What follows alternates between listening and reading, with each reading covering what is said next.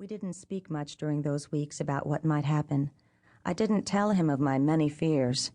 The less we said, the easier it was to keep our balance. Finally, on August 4th, 1981, after I started to bleed again, Paul drove me to the hospital and Ariel, Glaser, was delivered by cesarean section. She was 3.5 weeks early and weighed 5 pounds, 2 ounces, but I didn't care.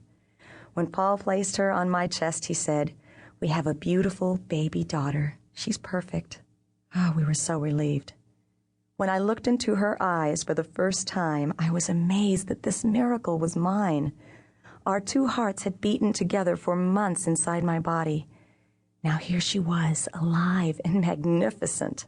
I kissed her. I stared at her exquisite hands, which were curling and uncurling in little fists. I looked at her lips and wondered about all she would say. I kissed her and watched her breathe and blink. Then I gave her to her dad. Our fears were gone. Paul took Ariel to bathe her, and the doctor began to stitch me up. I was trying to talk to the doctors to tell them how glad I was that it was over when I heard the anesthesiologist saying that something was wrong. More doctors came in. I couldn't breathe. I was hemorrhaging. It felt like I was gasping for air, like I was suffocating. Paul was back in the room. Someone put an oxygen mask over me. My doctor pushed on my stomach and I could feel the warm blood gushing out. I was too horrified to even scream. What was happening to me? Paul stepped outside with the doctors. He had watched 3 unsuccessful attempts to stop the bleeding. He demanded to know what was going on, but no one really knew. I was losing too much blood too fast. I heard someone asking if they should prepare for a hysterectomy. I heard the words life-threatening, and suddenly realizing that I might die in that room, I began fighting back for my life. I would not feel helpless again. I didn't want to die. If it would save me, I prayed, let them take my uterus. The blood transfusions began. I watched the dark red blood drip out of the squat plastic bag, flow through an IV tube and into a vein in my arm. I was transfused with 7 pints.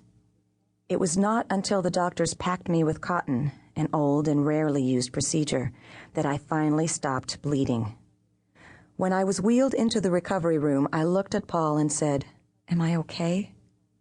In his most reassuring voice, he said, "You're fine. Everything is fine." But I was still too scared to feel any relief. A nurse asked me if I wanted to see my daughter. "Not if I'm going to die," I said. Hours passed and I remained stable.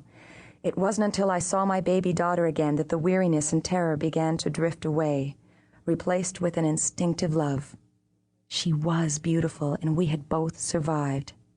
It was over. Nothing more could happen to us. I'll never forget the moment I realized for the first time I was a mother and the 3 of us were a family. Ariel was by my bed in a plastic isolette, snug in a pastel cotton blanket, and Paul and I just looked at her. She was breathing quietly, the only sound in the room. I finally fell asleep listening to her breathe, thinking about the wonderful life the 3 of us had to look forward to. The next day, I nursed my baby for the first time. It was a lovely feeling, full of tender intimacy. Ariel and I would be such pals. I pictured her taking her first steps and chasing seagulls on the beach. I saw her in pigtails and riding a bicycle, in party dresses and patent leather shoes. Her daddy would teach her to paint, and I would teach her to ski. She had Paul's blue eyes and my brown hair. Ariel was the most beautiful baby we had ever seen, and Paul and I fell in love with her. She was our daughter. There were moments when I felt a cold sense of foreboding. I had been so scared for so long, it didn't just stop the next minute and go away.